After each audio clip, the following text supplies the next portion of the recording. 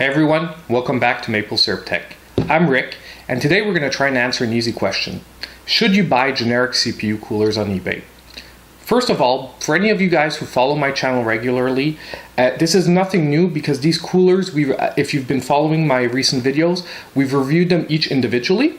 And if any of you out there want more information on any one of these specific coolers, please look in the videos of the channel. I'll try and link them up on the right for you guys, but you can go check out the in-depth reviews on each one of these three coolers if any of them interest you.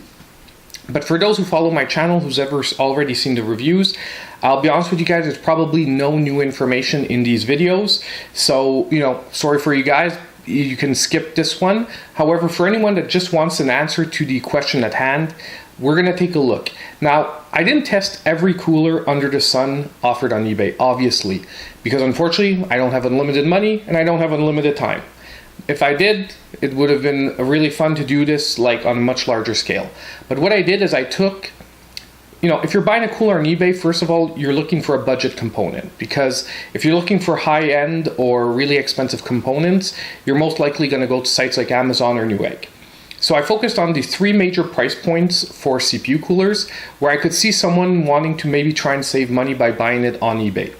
So we have the $10 CPU cooler right here, we have the average $15 CPU cooler here, and we have the average $20 CPU cooler right here. Now, by looking at these three price categories, I tried to answer a question like, are any of these coolers actually worth it? And I also tried to take the most generic available coolers on eBay. And these two, I'll tell you, are really generic. They come from what's called Asia Vital Components, which is mostly a manufacturer that actually resells coolers to other manufacturers to be rebranded. So it's really basically those generic brands. For the $10 cooler, I got the Wan Jiafeng, which is a Chinese brand, which is really ultra budget parts. Okay, but around $10, this is the style of cooler you're going to be getting on eBay. Now, what the results showed, honestly, is if you're looking for price for performance, forget the $10 coolers.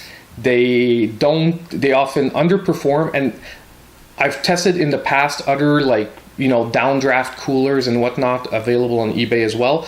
I didn't even include them in the video because honestly, they couldn't even pass the temperature tests that, I couldn't pass them through the temperature tests on the test bench, meaning that I couldn't really compare them to the other coolers available to us.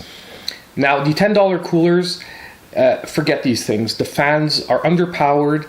The heat sinks are so light and so, not properly made, with only generally 2 copper heat pipes, that honestly you're better off almost with stock coolers, especially if you're on Ryzen. These stock coolers on Ryzen actually beat these coolers on average. So the $10 coolers on eBay, just forget them. However, starting around $15, you've got these two big boys here.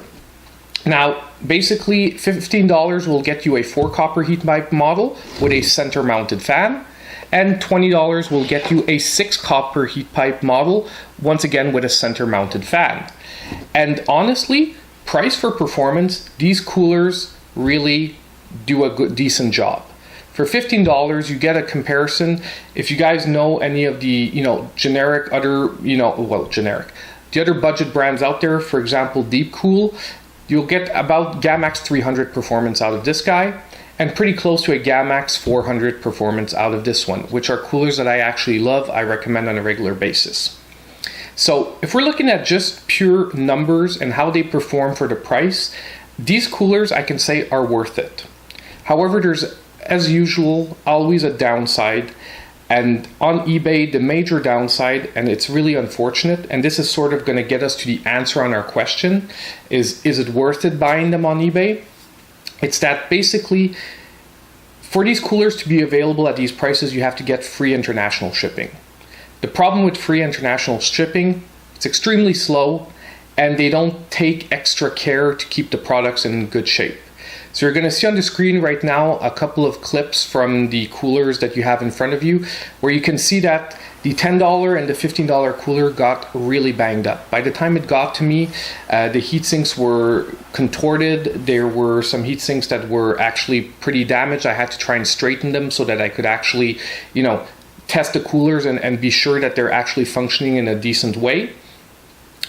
However, I got lucky with the $20 model. It got to me without actually much damage on it, and it's also because the aluminum used for the heat sink is actually much more solid than the lower models. I believe that's majorly why it didn't come to me too damaged. So that's the first downside. So you really got to know that, unfortunately, depending on where you live, I'm in Canada, North America, these coolers, by the time they get to you, have gone through so many hands and probably so many transfers that, unfortunately, they, on average, get pretty banged up. Secondly, the time concerns. Once again, this is regional, because if you live like in India, if you live in Europe, these time concerns might be a lot less of an issue for you guys. But here for North America, on average, these coolers took between 1 to 3 months to get to me, meaning that to have one available for a build that you're doing right now you can't depend on it to get there in a timely manner. And even on eBay, they'll tell you the estimates are like 45 days for most of these coolers to get to you, and some of them actually took up to 3 months. So unfortunately, getting them in a timely manner to North America seems to be a problem with the free international shipping. And if you pay more for the shipping, well then in the end, you're overpaying for these coolers, meaning that you're just better off grabbing something from the store. So the answer, as usual, to most of these questions is it worth buying the coolers on eBay? If you're in North America, I would say no. You're better off going with the brands I mentioned earlier, so like a Thermaltake Contact 12, a Gamex 400, a Gamex 300 if you're really on a budget, and you'll be really satisfied. You'll have the cooler right away, and most manufacturers will be able to deliver it to you for within a couple of days if you don't have a local brick and mortar store where you can go pick one up. However, if you're maybe closer to Asia and you like this style of coolers, because I really like the style of center mounted fan, these can be pretty decent options for you.